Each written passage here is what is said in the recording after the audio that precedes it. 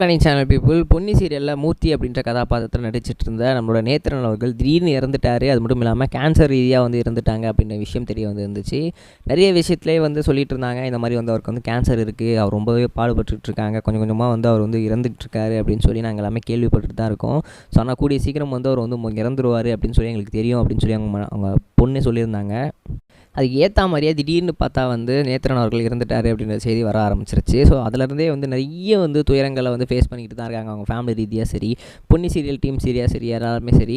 So அப்படி இருக்கும் சமயத்தில் இப்போ வந்து அவங்க ஃபேமிலி சைட்லேருந்து என்ன சொல்லியிருக்காங்க அப்படின்னா, இது மாதிரி வந்து எங்கள் அப்பாவோ இல்லைனா வந்து எங்கள் அம்மா அவங்க ஹஸ்பண்டோ வந்து இறந்துட்ட மாதிரியே எங்களுக்கு வந்து ஒரு ஃபீலே இல்லை.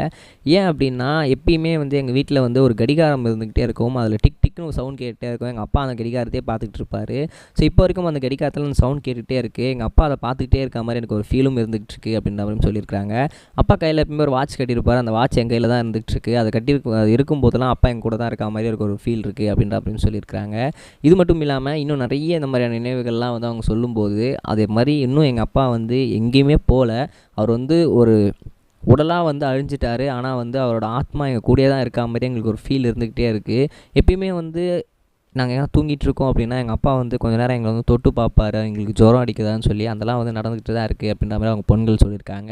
அது மட்டும் இல்லாமல் அவங்க ஒய்ஃப் அவங்க எப்பயுமே வந்து அவர் நான் படுத்துக்கிட்டு இருக்கேன் அப்படின்னா கொஞ்சம் என்னை வந்து டிஸ்டர்ப் பண்ணாமல் அப்படி போய் தள்ளி வந்து என் மேலே என் பக்கத்தில் வந்து படுத்துட்ருப்பார்.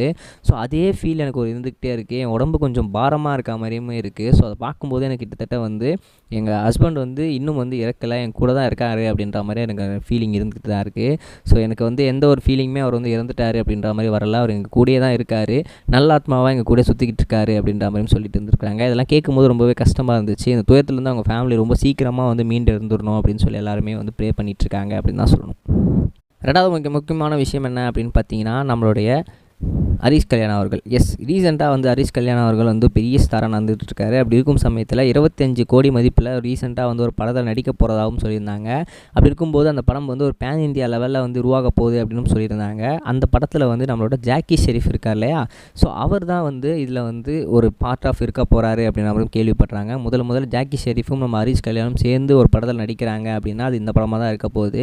ஸோ பெரிய லெவலில் எக்ஸ்பெக்டேஷன்ஸ் எல்லாருமே வந்து வச்சுருக்காங்க. கிட்டத்தட்ட வந்து இவங்க 2 பேரும் சேர்ந்து எப்படி நடிக்க போகிறாங்க, எந்த மாதிரி இருக்க போகுதுன்னு சொல்லி கூடிய சீக்கிரம் இந்த படத்துக்கான அப்டேட் வரப்போகுது. இந்த படத்தை வந்து லிஃப்ட் படத்தை டைரக்ட் பண்ண போகிறாங்க, அதே தயாரிப்பாளர் தான் அப்படின்னு சொல்லியிருக்காங்க. ஸோ அந்த படமே வந்து பயங்கர த்ரில்லராக இருந்துச்சு. இந்த படம் எப்படி த்ரில்லராக இருக்க போகுது, ஹரிஷ் கல்யாணோ கதை தேர்வுன்றது எல்லாருக்குமே ரொம்பவே பிடித்த மாதிரி தான் இருக்கும். ஸோ என்ன நடக்குதுன்னு பொறுமையாக வெயிட் பண்ணி பார்ப்போம். நம்ம நெக்ஸ்ட் வீடியோ சொல்லுங்கள் கைஸ், பை. இது வரைக்கும் கனெக்டிங் டிவிக்கு சப்ஸ்கிரைப் பண்ணனா மறக்காமல் சப்ஸ்கிரைப் பண்ணிக்கங்க. உடனடி அப்டேட்ஸ் பெறுவதற்கு நோட்டிஃபிகேஷன் பெல்லையும் கிளிக் பண்ணிக்கங்க.